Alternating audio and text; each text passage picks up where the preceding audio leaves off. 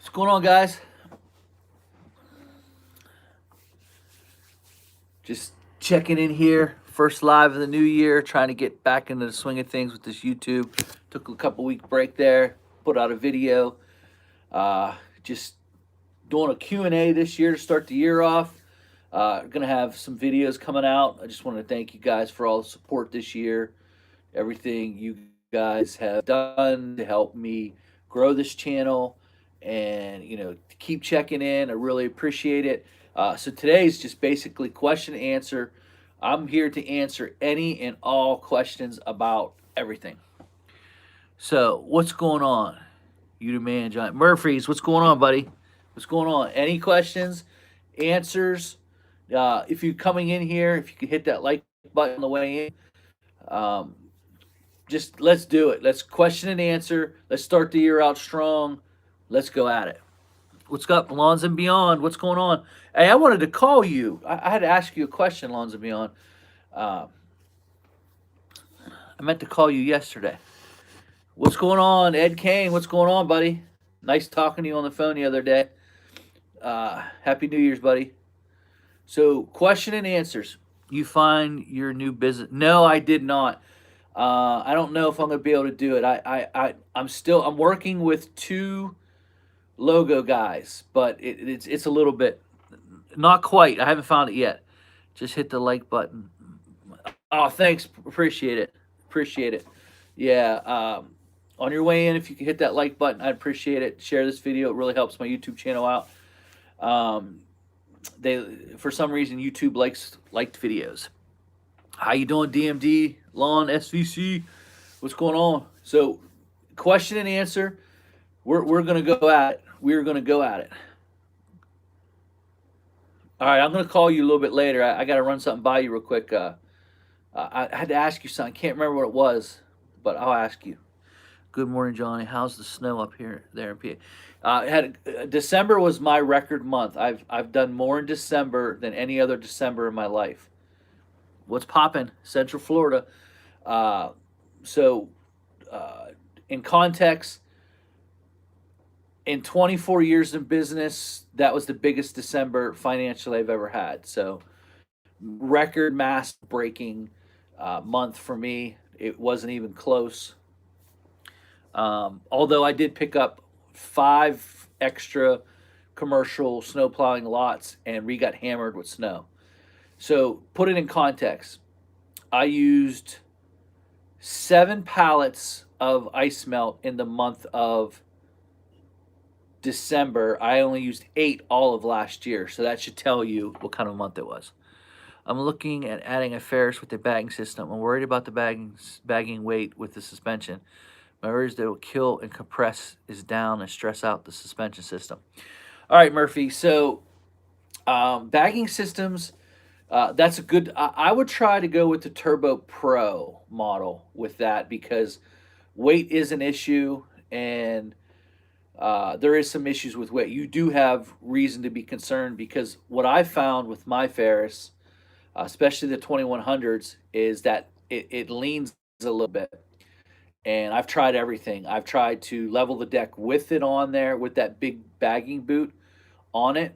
But so I would go with the Turbo Pro. I love the fast vac. It vacs up anything as long as you have enough horsepower. But if you don't have enough horsepower, you're going to have some issues trying to run that vac in high grass. The fast vac bag's better than Turbo Pro, but the Turbo Pro might be a little bit better with the deck wobble because the springs will counterclockwise a little bit, if you know what I mean.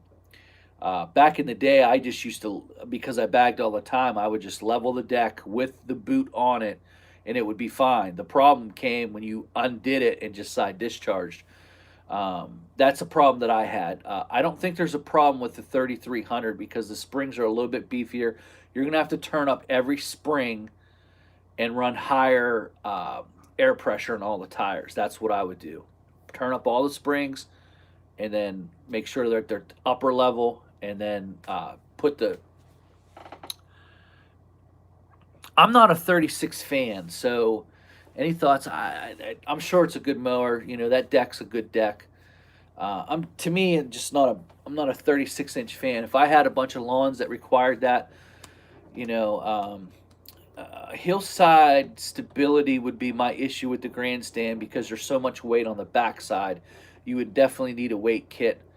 The deck is great, but hillside stability going sideways, I think, is good with the grandstand, but going straight up and down is the issue. I think you would have to go straight up and down. You'd have to put the plate up and then maybe walk behind it.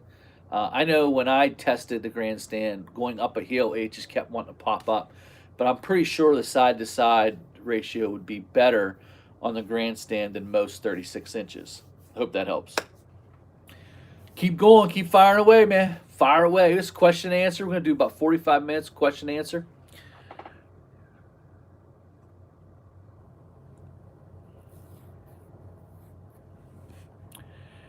Compared to your Toro X Mark, do you notice a difference if cut or ease of use of taking on and off? The what was easier? The Fast Vac was pretty easy to take off.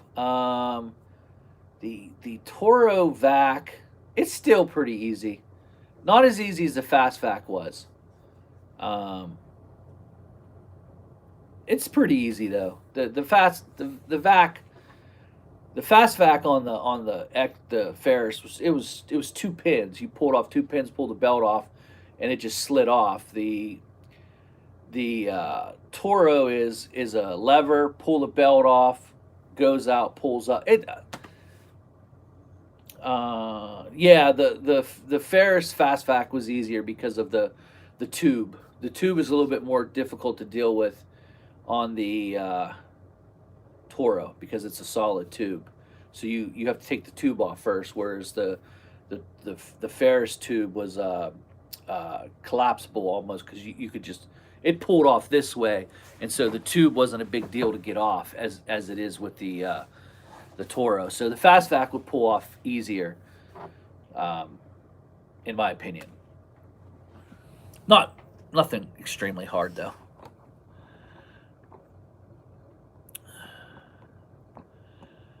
Compared to another concern is spending all day getting something set up. I'm about efficiency. I guess you have to ask yourself uh, what you're trying to do. Are you trying to become a bagging company, or you're using it in is it an on and off thing? That you have to ask yourself that. When I was bagging full time, I was bagging everything.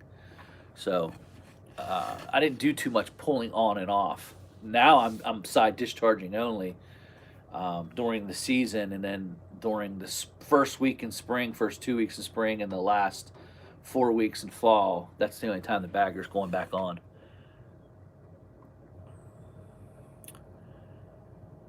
Yeah, then you shouldn't even have to worry about it. Happy New Year's, Lisa. Drinks home 30. The Toro X Mark will be any better. I don't know. I guess it would depend on how easily you. These are the things: side discharge, mulch, and bag. If it can do those things easily, then they're probably on to something. The if you can go, even if you can just go from mulch to bag, that would be a good mix for me for a 30-inch mower. Not so much side discharge. I don't really use my side discharge on the Toro Time Master. Not much anymore. I have used it in the past, especially when you got into a situation where it wasn't, you couldn't really bag because the ground was too soft. But as far as that's what I would look at from the Skag. Can it mulch and bag quickly? That's the problem with the Ferris 32. The FW15 is it's not very good at doing that. So it has to have its own mulch kit. And then the bagging system that needs to be totally redesigned. The FW15, or unless they just want to market it as a 32-inch walk behind and they can do that. But as far as a push mower goes, that's the thing I'm looking at. See what else here. Do you have help when you're plowing, or no? I do it all by myself. Um, Pretty much bag is loose starting mid October. Am I going to floor my 16-inch trailer instead of wood? Have you? No, I've never done that. Happy New Year's, Academy of Wealth Knowledge on YouTube. Thank you, Mark. Appreciate that. So you're ready to share your next purchase of 2020? No, no. I just ordered it yesterday. I don't actually. They didn't give me a date when it's coming in. I don't. Getting a combo rear dump trailer with a utility deck. Made off season. Gonna use a 36 with a cart mate. Okay. Keep me informed on that, Braden, because I'm interested in that cart mate. Let's talk about numbers and how to improve business. Hello, young man. How are you? Thanks. I'm always a young man to you. You must be like 70. Salt pile needs to be stacked nicer, Johnny. Okay. Any luck getting the 9010? I already have it. I did videos on it. I had it within a week. Best lawn care advice varies for sure. Let me see. Let's talk numbers. Ask me a question about numbers. Right now, since if you're not working, you should have your budget set up. For the month. I just finished doing my budget for the month. I'm 57 years old. Um, uh, Numbers are, what does it take to run you Inc? I mean, it's that simple. What does it take for 1 month to run you Inc? And I don't mean just your business. I mean your whole life. What is your water bill? What is your gas bill? What is your electric bill? What is your car payments? What is your credit card payments? What is every payment that you shell out? And that should be all in a spreadsheet. And once you get that bottom number, well, that's the nut you have to crack. If you have employees, put in their average hours. How much do you pay them? How much is your insurance? How much is your insurance on your vehicles? How much is your insurance on your house? All of those things, rent, mortgage, whatever it is, if you have a shop. And once you hit that number at the bottom of that page, I would do, um, I would do uh, a simple add-on, and it just add up all those numbers, and at the bottom, I might do one this year. I might actually do a mowing video this year. So you might get one. Um,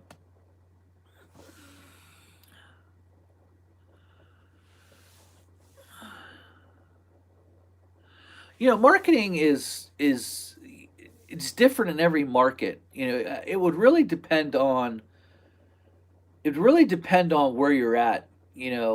I'm big on lettering your trucks. I'm big on lettering your trailer.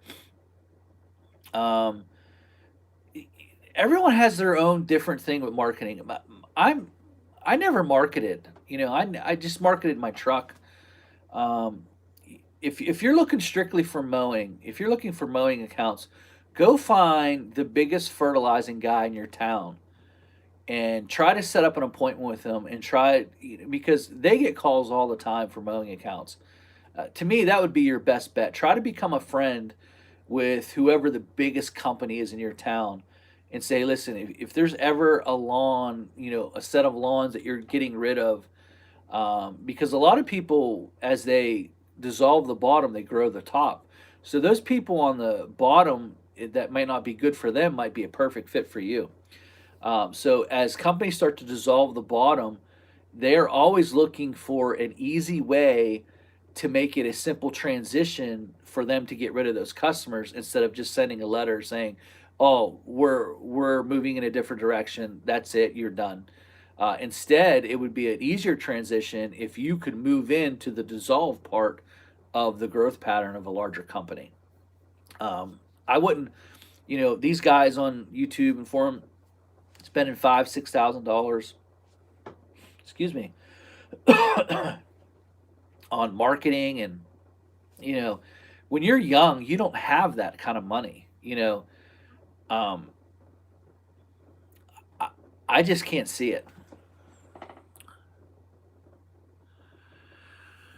4 hours on it, 400 hours a year. I'm looking to retire in 6 years if God gives health. Trade now and buy new. I'm currently using a 32. It is 1,200 hours and add 400 hours a year. I'm looking at retiring in 6 years. So you've had that for 3 years, is what I'm assuming. I would go another year or two and then trade it in.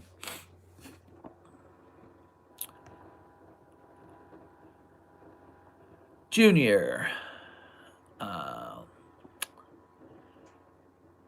okay, so that's my best marketing topic. I try to deal with larger companies, fertilizing companies, because those people probably deal with thousands of fertilizing accounts, and they are always looking for someone who is willing to mow their lawns to look better. So I would call every fertilizing account who does not do mowing too.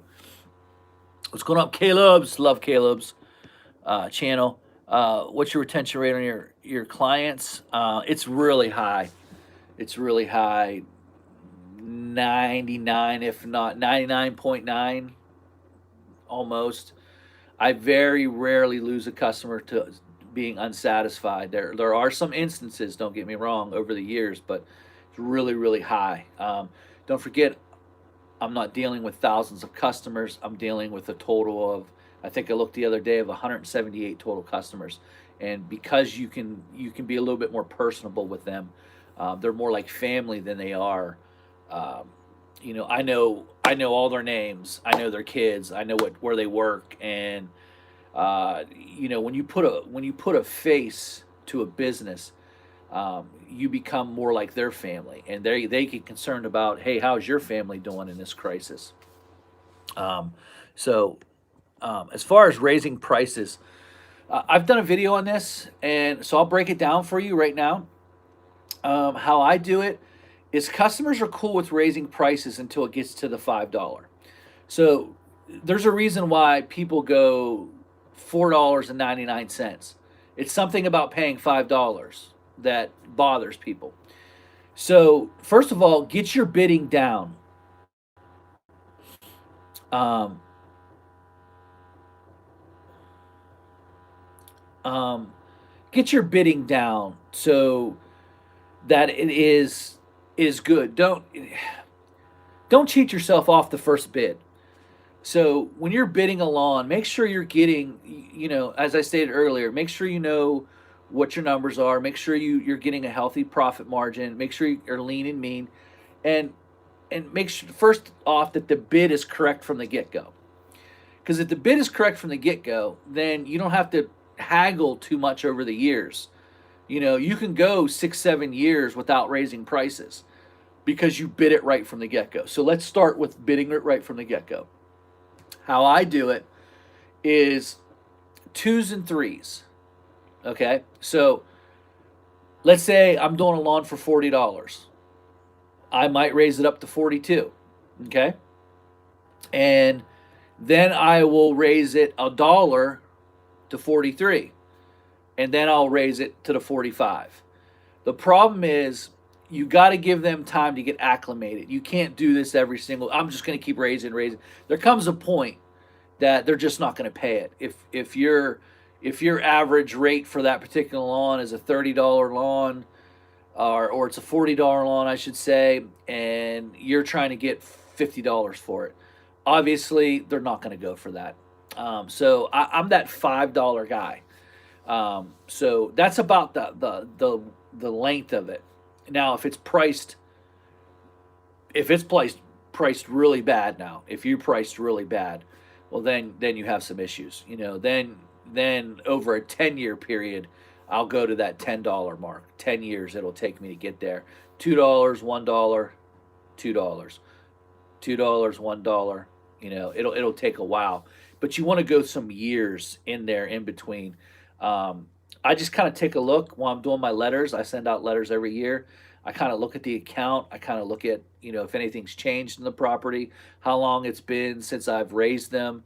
I'll do that. Sometimes there's one year, I believe it was the year the gas really shot up. I did give $2 raises just about to everyone. No one said a word. It was about $2 for every customer, and I actually lost two customers that year. One was to death, one was to moving, and the raises actually, because the amount of customers I had, actually, replaced them. Let's see here. What's going on, Cut and Clean? Nice to see you. I hope we're all having a blessed 2021. What's up, Johnny? Mike G, good morning. Shake hands, kiss babies, and be honest. Like Johnny said, people cheer for people. You'd be surprised who gets behind you when you succeed. Networking is great. I do 50-50 mowing landscape. I've got close to 1,600 hours on my 27. Okay, I think I'm caught up on the questions. Is it viable to pay employees a percentage per yard rather than hourly? I feel like paying employees doing windshield time adds up over. I guess it would depend on the market you're in. You know, there has to be money where you are to do this business. Um, pay for play. Basically, pay for pay for play is what I call it. It's a political term, but it can work. It can work. Um, Here's my concerns with that, though, and you want to do quality work around here. The top employees are making well over $20 an hour. Um, the top mowing foremans are well over 20, 21, 22, 23, 24, 25. Now, can you have a whole crew of people making 25? No. But the problem is, depending on the area that you're in, you have to have money, you have to have, tight routes. What this does encourage, though, what it does encourage is it encourages hurry up, attention to detail. Can be missed by certain employees. So, like, and what happens when you get into a situation, especially in the spring, when things are heavier and it's harder to cut, and then you have a mad employee. Pay for play does not work 100% all the time. You can actually end up making $3 or $4 an hour, and that becomes an unhappy employee. An unhappy employee. I would rather see you build a business to the point where you have a few people making some top dollars, and what that does is it encourages the other people to say, "Listen, I have a shot to make some serious money here." That's my plan. I do know companies that use pay for play. None around here. Not many around here. I don't think it works very well. It encourages what it does for me is it encourages being rougher on equipment, because we're flying through. The faster I go, the more money I make, obviously, and so it can work, but that's not what I've personally witnessed myself here. That when it's been tried a few different times, from different people, and it has not worked here. But you cannot understanding this that there's only about 86,000 people in my whole county, and the county seat is a depressed. It's labeled as a depressed area by the state, and we have 8 section housing projects in the county seat. I don't know anywhere else where they have that many Section 8 housing projects. That lets you know that there's large poverty in this area. Now, in the townships, there are pockets of money, and those are the areas um, that we deal with where those pockets of money are. But if you have 50 companies all vying for that same pocket, that's what cracks me up is when you get on YouTube or you get on forums and they're like, "Oh my goodness, you millionaire." These are the facts. These are the facts. They can serve you up. They can serve you up a dish of poop and make you believe that it is a gourmet brownie, meaning they want you to buy their conferences, they want you to buy their books, they want you to do everything. And I'm all for that. I'm all for information. I buy them, I read constantly. As you can see, if you can see that right there, that is a whole bookshelf of books. I read constantly. Um, but the problem that you have is only 3% of businesses will ever be a two comma business. So what is that saying? Is for every 100 people, only 3 of them are going to be a two comma business. So what that tells me is if someone told me that there was a 97% chance that when I walk across the street I'm going to get hit by a truck, would you do it? And that's my biggest deal with a lot of these guys out here. They promote, two comma, you're nothing if you work in the business. I won't even listen to you, blah, blah, blah. I just commented on a guy's video. I'm not going to say his name because I'm not promoting his channel. But I just commented on a video where a guy was saying that, I won't even talk to someone who I won't do that. What, you won't even talk to someone because they're not as big as business as you? All he's doing is calling out very large YouTube channels to grow his YouTube channel. And I'm like, it's just not right. It's just not right. I believe he's going to be a big star on YouTube, going to have a huge channel, a huge following. But at the same time, I don't think that's so disingenuous. A two comma business. These are facts. It's only 3%. So if you have 1,000 people who are all vying to be a two comma business, then you're talking about.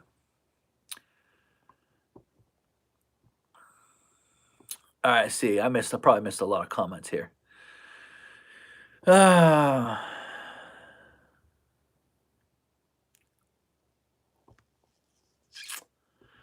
yeah, Olner, that's a good point, and that starts in high school. I believe that when you meet with your guidance counselor, I believe instead of pushing college, they should push the trades. And the problem is, as long as you're in an area that can promote it and you're living in an area, I say go for it. Meaning there's money in your area, there's large amounts of pockets of money. Um, if you're living in a depressed area, I don't care if you're lawn care millionaire, I don't care if you're Stanley Genedak. You can come here and you can do whatever anything you want. There's only certain pockets of money. So even Lawn Care Millionaire said in his book that to get your dream to come to pass, you might have to move your business to an area that can support it. And those are things that you have to look at. Is there large pockets of money? Is there a big, huge demand for you? Can you manage 30 employees? Can you do that? I'm not stepping on anybody's dream. I've had 2 crews, and now I have me. And I can tell you that I've made more money with me than I did with 2 crews. Now I grossed a lot more, but the very first year out of my 2 crews, I put $10,000 more cash in my pocket. My first year, I my taxes aren't done yet, but I'm telling you right now, last year was sick how much money I made. I am starting to approach some serious numbers here in business again, and I'm starting to reach that level. Obviously, fertilizing took off. Um, Snow for December was massive, so those numbers are skewed a little bit. And but you know, I don't begrudge anybody who's trying to build $1 million business or who's trying to stay solo. I'm definitely never going to sit here and say, don't ever talk to me if you're trying to build $1 million business. I don't have no time for you. I have a lot of respect for you. I have a good friend, ABC. He comments on a lot of videos. He is killing it. I remember when it was just him, and now he's knocking on the door of $1 million. He's one of the 3 people that are probably going to do it. He lives in an area that is lots and lots and lots and lots of money, and he's killing it. He bought a business. He's just killing it. He's killing it, and I'm happy for him. I'm not downing him. I'm just telling you that just because you work in the business does not make you does not disqualify you from being an entrepreneur. Like, oh, Johnny, you can't go on vacation, Johnny. I haven't missed a vacation yet. I'm not suffering.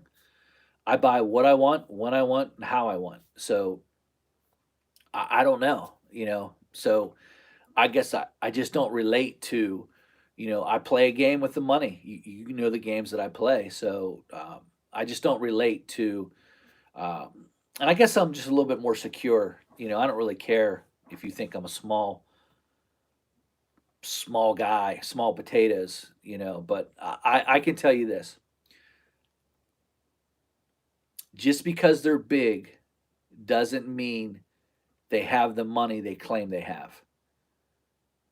I'll say that. I've known some people that worked in the bank, and there were some large companies that were in that bank. They were always bankrupt. Always checking accounts will always bounce in. Couldn't pay payroll, and I come in there with my 30 checks a week, cashing them, and like, geez, you got more money in the bank than these guys. You'd swear because their trucks are all over town. They're big time. They got every piece of equipment you could possibly, but they're broke. And so sometimes what you see is a facade. And I'm not saying that's all the time, but again, I've sold this story many times. I remember there's a big company out of Boardman, Ohio. There's a massive company. They were featured on the magazine. 2 months later, they're in bankruptcy. They had to sell their company. They were in bankruptcy, you know. So it's not all what it's cracked up to be.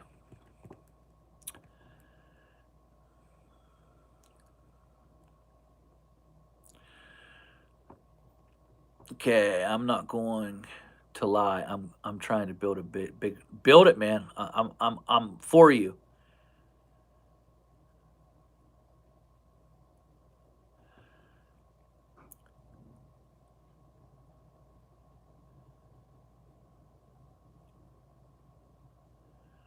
Yes, and that's I'm so far behind.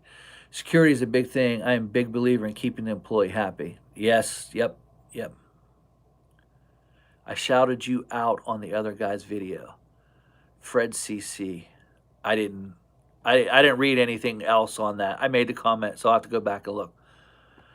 Are you talking about no, I'm not talking about you, owner. Security is a big thing. I'm a big believer in keeping an employee happy. So true, John. The region changes financially mile by mile. What would GPAC? Yes, GPacker had to move. That ain't something. I'm sick of tired. Yeah, I absolutely. I'm going to. I'm not going to lie. I'm trying to build. But yep, you're downsizing again. But don't do it for money. Never going to work. You downsizing again, bud. I don't know who you're talking to. Good for you, Floyd. I'm on the opposite end of the spectrum. Part time, forever, and so slim operation budget. What's your plan for retirement? Um, well, there's I get this question quite a bit. So there's a couple things here, and I am now in this part of the video. I'm going to tick a lot of people off. I'm going to tick the 401k and all these people off. My man, there he is, ABC Lawn Work. This is the guy I was talking about. How we're still friends, and he's building $1 million business. We're still friends. I don't. He doesn't downgrade me for being solo, and I don't downgrade him for being, trying to be $1 million business. I just don't, And I told you it is public knowledge that 3% will only 3% of businesses will become a 2 comma business. I believe ABC will become one. He's really close right now. I think he's going to do it this year. So the retirement thing. So I'm going to tick a lot of people off. I believe that you should have an IRA, okay? But I don't believe that you should have an IRA above and beyond your business. All right, so let's go over this. You buy a $10,000 mower, okay? $10,000 mower. It's $10,000.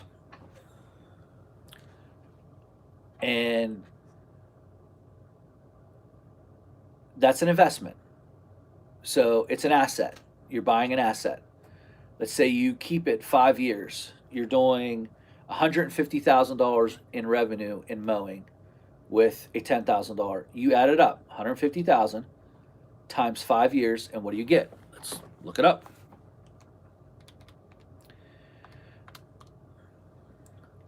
$250,000. $250,000. That is what I invest in. Now, Johnny, when are you going to retire? What, you can't work forever, Johnny. I understand that. And like I said, you should have some IRAs. But I do not and will not um, put that above investing. Investing in equipment, you should invest in yourself. This should, um, John, you can't sell a solo operation. No, you can't. How can I not sell 200 customers, 350 customers? How could you not sell that? If you're doing fertilizing, now mowing might be an issue if you only got 50 lawns, but if you're diversified, you got some snow accounts, you got you got some fertilizing accounts. Those are all sellable assets. You have trucks and equipment. Those are all sellable assets. Is that retirable money? I like Roth, but I like Roth. I think what's the limit? 5,200 or something like that.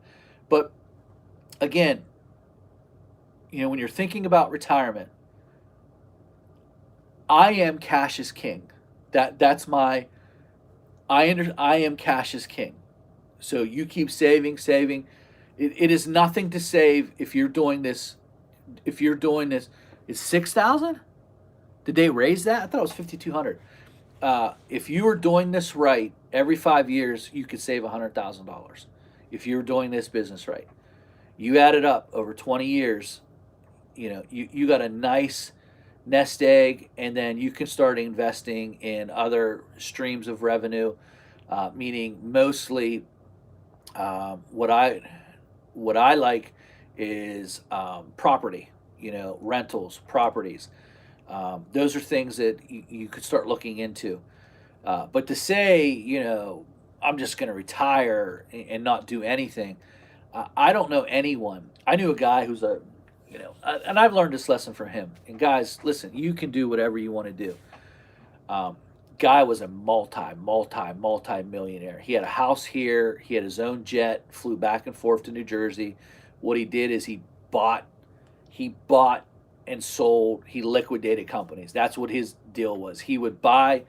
He liked to buy strip malls and rent them out. He did do that, but he would buy companies and just liquidate them. That was his thing. He'd come in, buy your company, liquidate it, and live. I mean, he was when I say multi-millionaire, this guy retired very early, divorced his wife, retired, moved to Florida, bought a yacht, and within 2 weeks of retirement, had a massive heart attack on his yacht.